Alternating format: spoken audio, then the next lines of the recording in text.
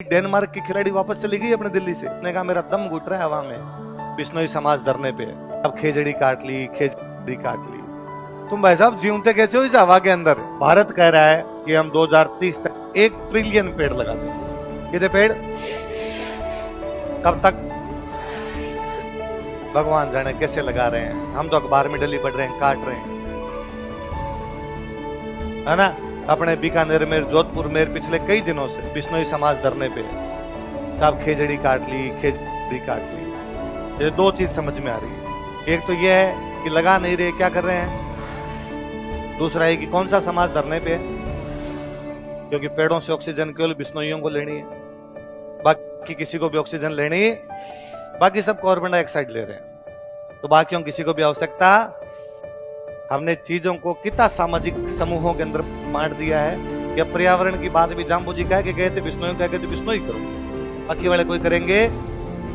ये सामाजिक संरचना गड़बड़ाई हुई, वरना पर्यावरण सबको चाहिए। भाई बिश्नोई समाज का तो थैंक यू इस मामले में कि वो इनिशिएटिव लेता है, वो आगे बढ़ता है, पर बाकी लोगों को भी हवा तो चाहिए, सांस तो लेनी है।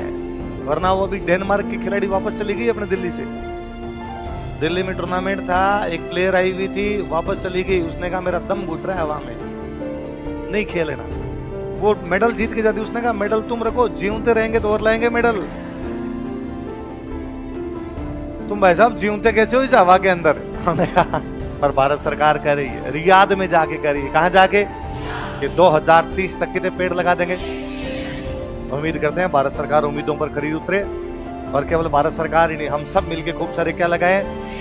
केवल बिश्नोई समाज ही नहीं, सब के सब नागरिक इस मामले में उतरे और सबके सब पेड़ों को बचाने का क्या करें। जो आगे बढ़ रहे हैं उनका साथ दिया जाए, उनके पीछे लगा जाए, पेड़ लगाए जाए खूब सारे। तो 2030 तक हम कितने पेड़ लगा देंगे, और ये आदमी हम जो कह के वो बात पूरी होगी। वरना भाई साहब वादे हैं, वादों का क्या।